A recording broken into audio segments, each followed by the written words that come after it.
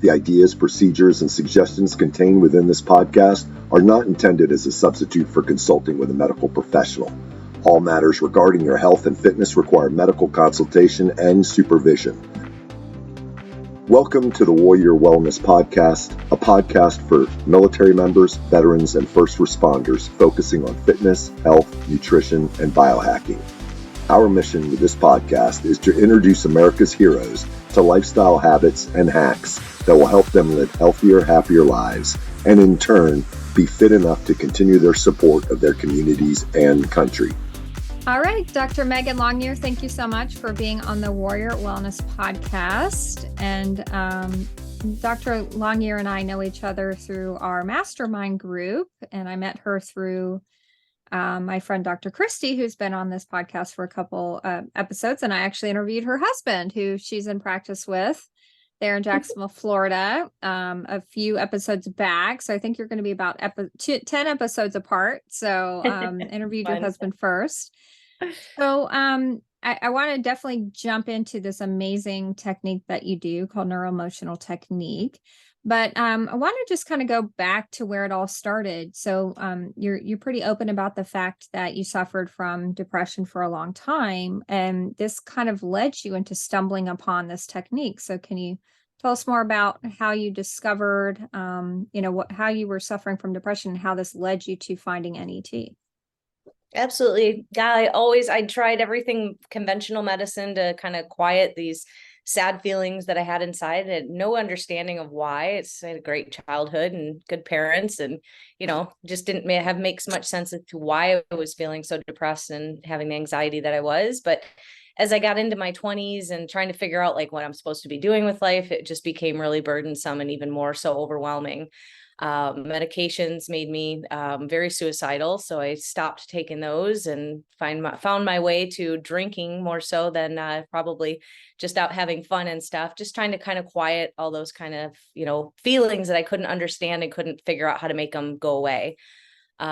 So therapy for years, which helped and gave me kind of a little bit of a guidance into maybe some of the things that I was struggling with, but no tools on how to get beyond it and let go of it and not carry this on anymore. So fast forward to my husband being in chiropractic school, and one of his classmates right before she graduated did this technique, this weird thing that she starts pushing on my arm and asking me things, and I'm crying like a baby and I'm getting all hot and uncomfortable, and I'm like, what is this? And I'm remembering things, and next thing you know, it was like I noticed a shift and a change after just one session with my family and different people that family members trigger each other. It's friends trigger each other. I mean, that's just part of life. But I noticed some of those triggers weren't happening anymore. And that gave me enough to look into why was that changed? Why after just one little short time with this lady that all of a sudden I felt these differences in my relationship. So it gave me a oomph to go and find out more. Yeah. So then you discovered it was called neuroemotional technique. So what the heck is that? It sounds very fancy and technical. So neuroemotional technique, it was created by a chiropractor, kind of addressing the stress in the body that we hold on to. So a lot of times people can say things like, that brought me fear, and thinking about it now will bring you back to that fearful moment. We store those kinds of things in our body. We know our mind holds the thoughts and the memories, but our body is what holds on to the actual emotion. And we can hear a song or smell something and go back to that sad moment when that guy broke up with me and shattered my heart. And how am I so upset and feeling so bad about a memory that clearly I'm over, because the body holds on to that. So what he found through using adjustments and acupuncture meridian points, that the areas that were holding this emotional stress and bringing the awareness, bringing those two things together, we can actually finish resolving that stress. So kind of extinguishing it so that it's not still firing up your system, but you're actually able to kind of let go and process through that instead of holding on to it. So it's pretty quick technique. It's not therapy. It's just addressing where are you holding it? What is it? And then let's clear it. Let's finish processing and let it go. Yeah. And, of course, you and I know, being in this field, Basil van der Kolk, who's kind of one of the foremost trauma researchers out there, You know, Yeah. he has a very popular book called The Body Keeps the Score, Mhm. and talks about this kind of thing that you just said was, you know, yes, we have this memory. It's not like we can delete a memory, right? Nope. It's just there's no delete button, you know. I wish we had that, but That'd be that's great. not the case. So even though we may not fully remember things or, you know, really think about it that much, Mhm. we still have this emotion stored in our body, because emotions are not just mental, right? We feel them in our body. Like when we feel Absolutely. embarrassed, we feel hot, we start sweating, our heart starts beating.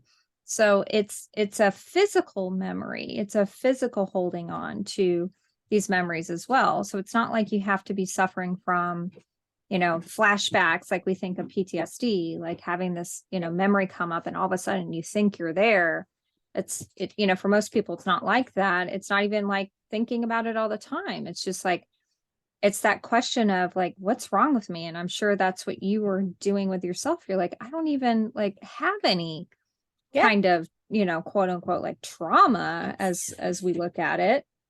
And you're like, what is wrong with me? Why is this, why do I just have this feeling, and not just my Exactly. mind, but in my body, this just, you know, sadness, this ongoing sadness. So you went and found this technique where, you know, you kind of release that from your body and you're able to be free from that. Yep. And it's little pieces, you know, like you use the word trauma, and it's my favorite thing when people come in and say, well, I haven't had anything traumatic that happened in my life. I hadn't either. I'd had, you know, family members pass away, and, you know, there's fights and there's kids that bully you on the playground stuff, but that didn't seem like a trauma to me. That was just life.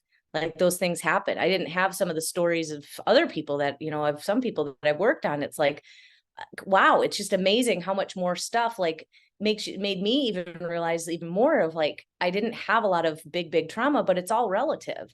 It's whatever it is for you. And if that was a moment in time that you didn't finish processing whatever it was, now your body's going to hold on to that trauma. So that can present as back pain or neck pain or different kind of ailments. You know, like we see it across the board when we do this technique. Your body's holding on to that emotion, and until we can actually bring that awareness and let you finish processing through that and release it, the memory is always there. Like you said, it'd be great to have a delete button. I would love that. But since we can do things to remove that charge from that memory, then it's more wisdom. It's not so much that it was, you know, it's something that happened, but it's not something that happened and there's, you know, all this intense energy around it, because we've allowed the body to finish processing and let that stress go. So, you know, a lot of times when you're seeing different ailments and things around, it's like my first question is always, you know, what kind of emotional thing does the person have going on that they're holding on to and not, you know, able to let go of? A lot of times we don't even realize what stuff we're holding on to because it's all that subconscious mind that's kind of running the show. Yeah, yeah. And there was a really good book called Dr. Bruce Perry. I don't know if you read it. So the book is called What Happened to You? I think that's what it's called. And, I've you know, heard of it. that's like, at first they talk about how, you know, we always kind of start asking ourselves, what's wrong with me? And we should change the question to what happened to you? Doesn't mean that you may have had a trauma with a big T, right? Like a big T trauma, like the things that we know about, like sexual abuse and, you know, near death experiences and experiencing war, you know, that kind of stuff. Um, you know, it doesn't matter what the event is. For some reason, it got stuck somewhere. And, you know, I describe it as kind of, it's still playing in the background, you know, like when you Yes. close a file, but it's still there. It's like but it's minimized, but it's still there and it's still playing in the background. So it's like your body feels like it's still open, right? Yep. It's still happening. And your mind doesn't know the difference. So Nope. until you can resolve this and detach it from the emotion and the body where it got stuck, it's always going to be playing in the background. You're always going to have this question, what's wrong with me? What's wrong with me? What's wrong with me? It's more, you should go into like doing a technique like this, like, okay, where is this stored? Okay, what happened to you? Okay, processing that, detach it from the body and the emotion, and then it gets stored and filed away correctly. Yep. So Yeah. then it's just like recalling that, you know, grocery store trip from yesterday. Like, do you have any kind of emotion attached to it? No, like it's just like it happened. Right. So it could Exactly. be anything, right? You could have had a near death experience and you could pull up that memory and go, yeah, I almost died. And like with that, just kind of flippantly, it's like, well, no, yeah, it's resolved. I don't have to suffer every time this memory gets brought up. Absolutely.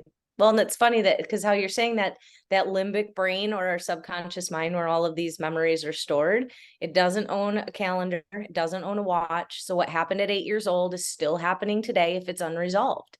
It's still playing in your system, like you're saying, in the background. It's still just kind of controlling how your view on the world is and how you're reacting in your environment based on things that you've gone through. And so there is the definition of, trauma is going to be different to everybody. That, could be something horrible. It could be something just, a kid getting picked on. I mean, we get kids in here all the time that we work on that have different kinds of issues that they're trying to work through and resolve. And a lot of times it's, emotional stress, a sibling that was born or somebody that, said something not nice when they were little. We don't think about that when we're in our 30s and 40s, but it's still playing in the background. That's still giving us a reaction to certain people and the, family members and whatever. So being able to let go of and finish processing that, let the body let go of it and just let it be a memory instead. Yeah. Yeah. And especially childhood experiences, because we don't often have a recollection or have kind of a bookmark in that one memory or whatever that we're hanging on to or experience or event. And you just don't know that this might be playing in the background. And I always remember a story from Dr. Bruce Perry's book where he was working with a child and just not having success. And the teachers were getting very frustrated with him, especially the one primary teacher, because it seemed like anytime he got within proximity of this child, like this is when his episodes would be triggered.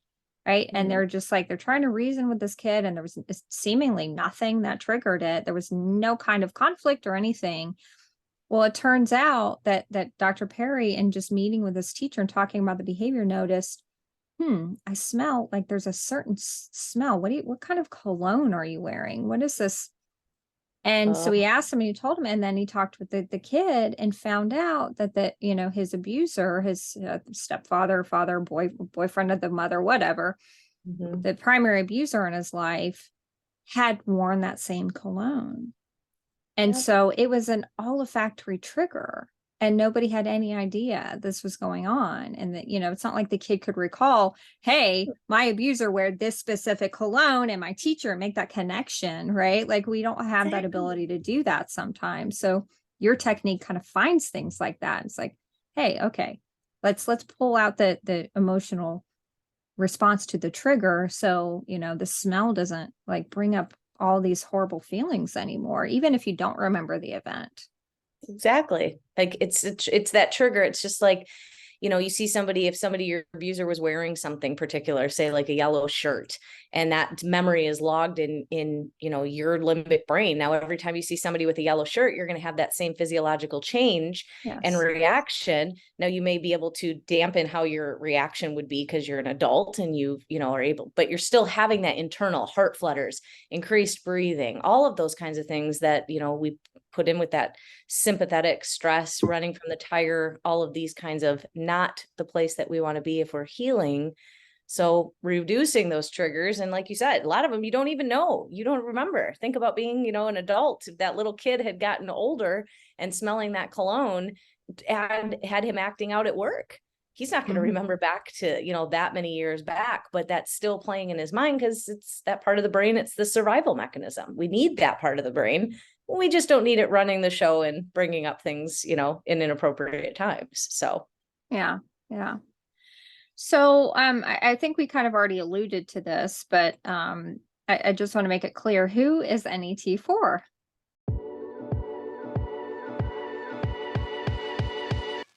Introducing the new Fire Team Whiskey Fitness and Nutrition app. Everything you need to get fit and lose weight right at your fingertips. Choose from hundreds of fitness videos and fitness plans. Search for workouts by fitness level, equipment available, or body part focus. Choose from several nutrition plans and customize your macros. Your entire fitness, nutrition, and wellness plan all scheduled on your calendar. Text a trainer anytime for tips, tricks, and motivation. Achieve your fitness and health goals with the Fire Team Whiskey app. Go to www.fireteamwhiskey.com to get 2 weeks of results for free.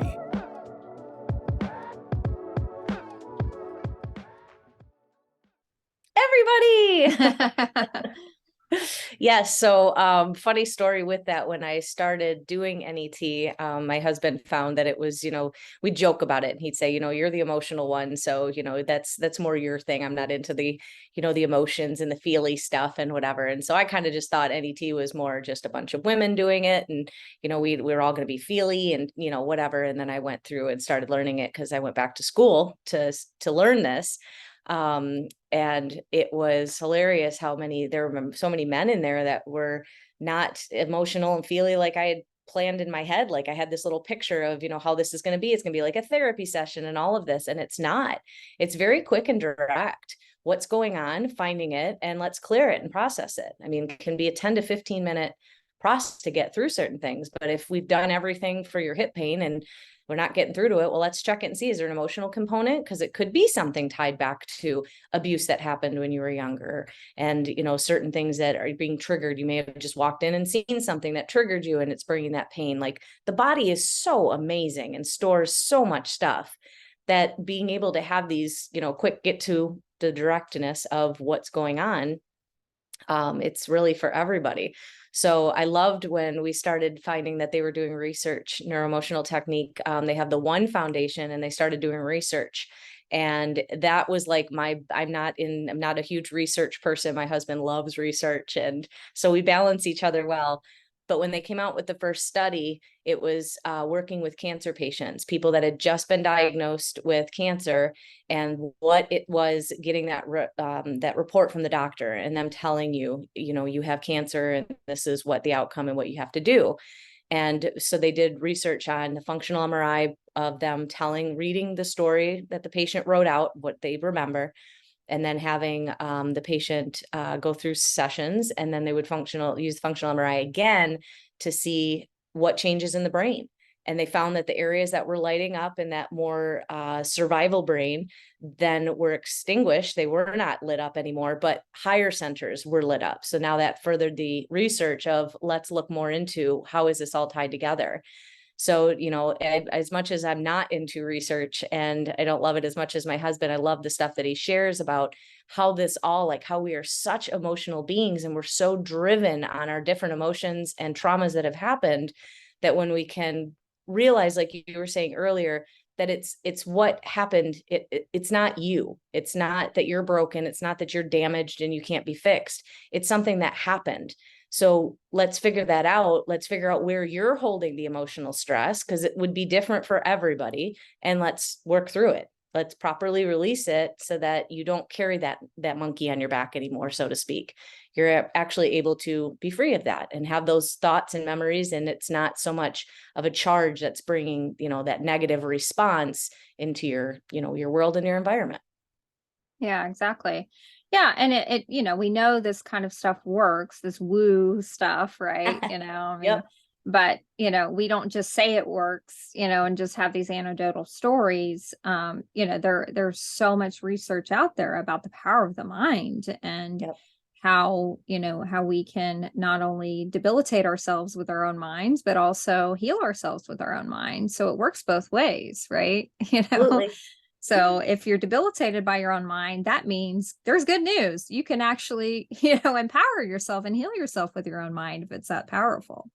Exactly, which is such great news. So nobody's broken. There's always hope. There's always something more, another leaf to look under. And, in the world of emotions, this is just one technique there's tons of different techniques out there. And back in the day when I was dealing with my depression and anxiety, I tried everything. I swear I could have opened a library with all the self-help books that I had.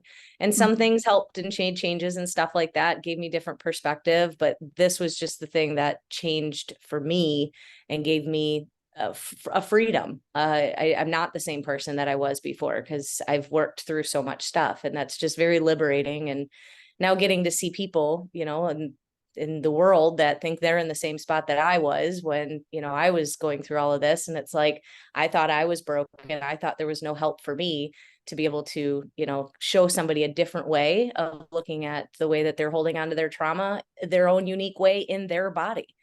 Yeah. I mean, it's different for everybody. And, no two of us are going to be the same, but we can at least have ways to look into those certain areas to kind of shift and let that go. Yeah. So let's talk about some other things that you integrate with NET and what you do there in your practice in Jacksonville. Quantic touch. Well, what the heck is that? So while I was in chiropractic school, I found my way into more what they would refer to as more tonal adjustments. So if anybody's that's ever been to a chiropractor, a lot of times, there's more of the hands-on and, you big adjustments and whatnot. And whereas I love those and do those with a lot of my patients, I started to find my way into more tonal, where I'm kind of just contacting different areas and allowing the body's in awareness to kind of help relax different things in that space. So that led me to meeting this woman who had a lot of issues happen with her son after he had been put on Ritalin. And so she went to the ends of the earth trying to figure out how to help him get back to the way that he was because of all the trauma that this caused for him. So she created this thing called Quantic Touch, and she teaches it in both Italy and in Georgia, where I went to school. And so it's just a different way of kind of addressing more the emotional body and looking at it from more that perspective, more of a hands-on kind of therapy like that. So it fit perfectly with what I was learning in chiropractic school. It just gave me a deeper perspective into more like chakras and, the energy centers and things like that. So I kind of I use that in practice as well while I'm doing the biogeometric integration is also very similar. That one more incorporating the adjustments where we would more physically adjust the body. So it gives a lot of more kind of touch therapy as well as a physical manual adjustment. And for some people that, especially we get people in every once in a while that I don't like those adjustments and those scare me. And I totally understand. I don't want to do something to someone if you're already in a place of fear. I don't want to make a trauma. I don't want to make something that will need to NET later on. So addressing and having different options in that way has been nice to have those kinds of things in my back pocket, and watching people's bodies kind of relax and unwind in a different way, both while we know stimulating the brain, which is, obviously important. We need to be keeping our brain healthy.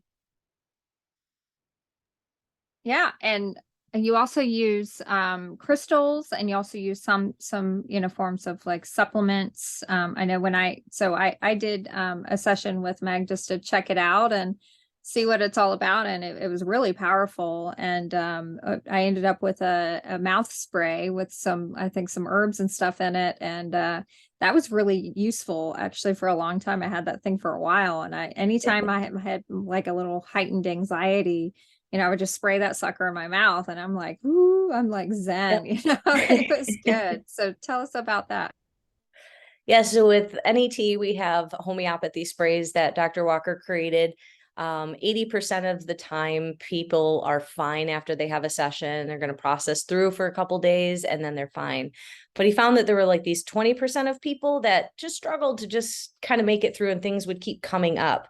So he found the different homeopathies that he created to help with that 20% of people. Now, he created this a long time ago, so I like to look at the remedies and a little bit more applicable today, whereas most patients are so stressed and dealing with so much stuff in their day-to-day life that I usually recommend that they have at least what we call ER 911. That remedy is, I think, the one that you had, which is kind of the overall emotionality. So helping with all the different meridians, if there's any congestion in those meridian systems, to help kind of move that, release that energy while you're processing through. Or like a lot of our patients call it Xanax in a bottle. If they're stuck in traffic and they're totally ticked off and they're getting frustrated and angry, they'll take a couple sprays of the ER 911 and let their nervous system just kind of relax. It just kind of helps calm everything down. So it's a nice alternative to, having to take, things that you could produce, some kind of side effect or discomfort kind of feeling. it's all herbs and Bach flowers and such. So it's no side effects come with this that we've ever seen. So that's a good thing. Something good I want to put in my body. Yeah. Yeah. Oh yeah. That spray is amazing. It's like magical. So what about the crystals? Tell us a little bit about the crystal healing that you do. Yeah. So I got introduced to crystals, probably like halfway through school. I had started getting very bad test anxiety again. And though I was doing lots of NET and getting adjustments and doing everything, chiropractic program was definitely a stressful time. And so I had somebody introduce crystals to me and just told me to hold on to a couple stones while I'd go take finals. And I started noticing I just felt different. I felt a little bit more calm, a little bit more relaxed. So I kind of started looking a little bit more into it. Why is this little black rock that I have in my pocket that's literally the size of a pebble causing me to actually focus more and feel more like in my like space and in my body and not so fluttery while I'm taking these exams? And that was enough to start kind of exploring and playing around with them and seeing how holding certain ones made me feel, giving certain ones to classmates, seeing, how that, what, depending on what they were struggling with and dealing with. And it was cool seeing everybody's kind of shift and change depending on what it was that they needed. So I started studying that and went through the Hibiscus Moon program to get more of like the geology part of it and more grounded foundation of what crystals really are. I mean, they're grown right here in the earth. We dig them up and they have a vibration to them that can be very relaxing or very stimulating to people, depending on what they need. You put one thing in one person's hand, it might stimulate them and make them, really energized because maybe they were a little bit too down in the dumps. And then somebody like me that might be a little bit more buzzy and always in my head, bringing me into having some of these grounding stones really bring me into, okay, let's focus, let's concentrate. And, it just changes that vibration that, that frequency that we all have anyways. So I like to use that a lot with patients after we do. Sometimes some of the NET sessions, as you can imagine, get pretty heavy and a lot of stuff can come up. So having things that we can hold on to and help us kind of just take a breath, know that we're making progress, but sometimes that progress can bring up some, some old hurt wounds. This is just another way that we can kind of relax and calm you down so that you're able to process through in today's stressful world that, you can't put life on pause while you're processing and healing things, but, having things that we can use to help you through that is definitely a perk. Yeah. And I know for some people, they might feel like super skeptical. It's like, oh, this is really woo. Like, like this is just strange. Like rocks. What are we talking about? Rocks. But, for me who I'm not, I'm a woo person, but not like crazy woo. But for me being a super nature person, that vibes with me because I know how I feel very differently when I'm out in nature and especially like around rocks and like higher elevations. And, I love like Sedona is a really special place. And I know there's kind of a lot of like energy vortex kind of things there. So I think if you can just kind of picture it as more like, there's an energy and power in nature. And unfortunately, for most people, they're not able to venture out, on a hike and hike on those wonderful mountains and rocks and put your feet in a riverbed out in the middle of nowhere. But maybe this is just like a small piece of nature that you bring with you around, and it does have that energy of the earth. And there's something very powerful about that. That's where once we came and once we will be, right? So there must be something to that. So, if you can't get out into nature, maybe you can carry a little piece of it around with you and you can kind of absorb that energy that you would maybe if you went out for a hike. Absolutely. There's something to be said about people liking to be out and putting your bare feet in the dirt and the ground. I mean, the earth is a big crystal. It is, it's grounding the negative ions, when you're walking around in the ocean. There's something to be said about all that stuff. And I'm sure there's plethora of research out there that shows all of that kind of stuff. And that's what I love about the work that, with my husband being so into the research and stuff, just is even the things that he thinks or thought, was woo in the beginning, he now realizes because he's seen changes in patients. And then he can go and find that research and show that, when the Earth's frequency is acting up because we're having things going on in the solar system, like we understand that. We see the tides and the full moons and how all that changes. So we see it all the time happening. This is just a way that we can tap into grounding ourselves and really bringing ourselves out of so much where our energy gets more in our head and we can actually be more present in our body. Having stones around your desk at work and stuff like that, absorbing different EMFs. There's, all the different crystals have different properties that have come about as people have, found different things that they feel. And, how that's, kind of correlated with, and not to mention their molecular structure and what, that solid is doing, for each person and, their chemical makeup. But having those things around can definitely, be a positive. Definitely, like I said earlier, some people react. There are certain stones that I can't hold on to, that I'll get anxious around them. And there's stones that ground me. So it's very interesting how, being cautious of like what, that's why whenever I tell people, patients that are like, I'm going to go see if I can find some stones at work, by holding on to it and then seeing how you feel. If you start to feel, really like, wow, I just feel really chill and calm. Awesome. That's a good stone for you. If it makes you start feeling kind of on edge and a little, set that one down. Maybe that's not a good vibration for you right now. But there's other ones that are a little bit more, grounded that, would be beneficial for you, like going and hugging a tree, that calming vibration. So it's just kind of finding what works for you and, your uniqueness of what you've got going on. Yeah. Yeah. Okay. That's awesome. So, Dr. Megan Longyear, she practices at her practice there in Jacksonville, Florida, and it's called the Brain Optimization Institute. And I interviewed her husband who practices with her there. And you have to check out that episode. That was like 10 before this one. So check that one out too. And we see all the really cool, like equipment you guys have there. It looks like just like a science lab. There's just like all sorts of really fun tools around. And you'll see that in the background in that interview, but they have a really unique practice there in Jacksonville, Florida. So you do have people travel from all over the place to see you guys because you provide such a unique service and such a holistic approach to health with the stuff that your husband does for the brain optimization and what you do with NET. So, I guess the recommendation is, go check it out. Even if you don't live in Jacksonville, if you are suffering from something and you have a setback or you have a chronic health condition or traumatic brain injury or PTSD or whatever it is, if you're suffering at all, definitely the services they provide there at the Brain Optimization Institute could be so valuable to you and really save you decades of suffering and, maybe just like an alternative to maybe some damaging, traditional medical interventions that would be taking place for your condition.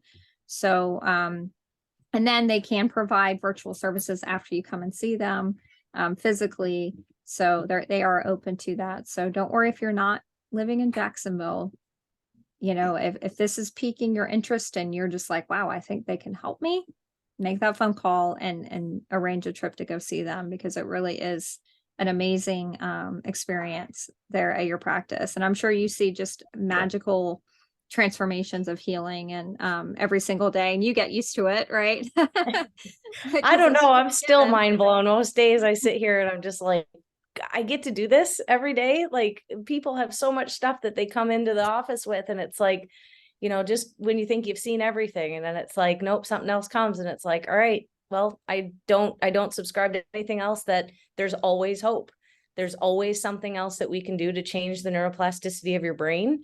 And a lot of that starts with a lot of the emotional stuff that we're holding on to, that we, are trying. Most people are trying to better themselves, finding different ways that you can release that stuff. So it's definitely a passion, and thrilled to be able to help people. Hopefully we'll have offices like this all over the world. That's the goal someday, to have so many people that are aware of these different modalities, and let's open it up so that it's more commonplace for people to be able to go and get this kind of help so that they can help it heal at a deeper level. Yeah, yeah, absolutely. It's kind of an exciting time in the world of healing, and it seems more and more and more in the last decade or so, people are very much open to trying these holistic approaches and these weird woo like things. But if these weird things work, why not? Yep. I'd rather do that than get a bunch of surgery and take a bunch of pills and be, just be dependent on those things for the rest of my life, right? Yeah. Well, we usually I'm sure Dr. Mike said this in his talk too. We usually get the people that have done all the surgeries and all the medications and are still sitting there going, nothing's working for me. I mean, we get a lot of medical doctors that even come in that we treat because they've tried everything and they're seeing that these things aren't working. So, there is a time and a place for surgery and for medication. Absolutely. We need that stuff, but in a time and a place. But if there's something that's stored in your system that you're not able to, process through and release, let's get rid of it so that you don't have to be going under surgery and, doing all those kinds of things that are leaving you with side effects and changing your body in a way that, who knows what that's setting up for down the road. So if the body's an amazing thing, it knows how to heal. If we can just get some blockages out of the way, it'll do its natural thing. It knows what to do. Just needs a little help sometimes. Yeah, fantastic. Well, thank you for all the work that you do and helping people finally find healing and release from the things that have been holding them back for maybe even decades. So you guys are doing great work there, and I'm honored to know you both. And check out Dr. Megan Longyear and her husband, the Brain Optimization Institute, and I have all the links in the show notes. Thanks, Meg. Thanks so much for having me. I appreciate you help me share the message and make people aware of different things they can do to help heal even more. Thank you. Thank you. Hey guys, thanks so much again for joining us on another episode of the Warrior Wellness Podcast.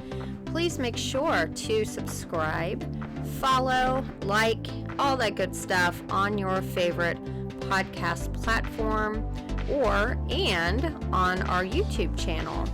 Go ahead and leave us a review while you're there.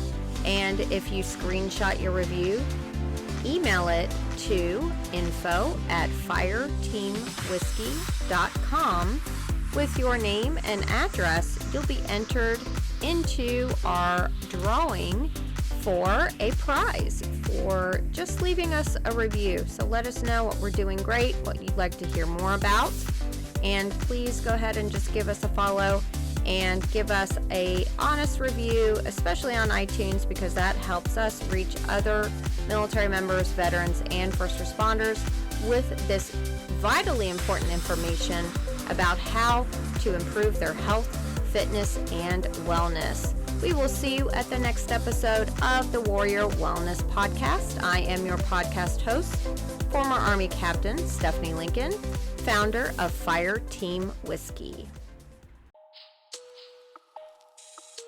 Fire Team Whiskey is proud to sell Zaya athletic wear. We love the awesome styles, amazing quick dry technology, and best of all, the price. Zaya Active is the official workout wear of Fire Team Whiskey. Go to bit.ly/Zaya FTW and check out all the styles for women, men, and kids.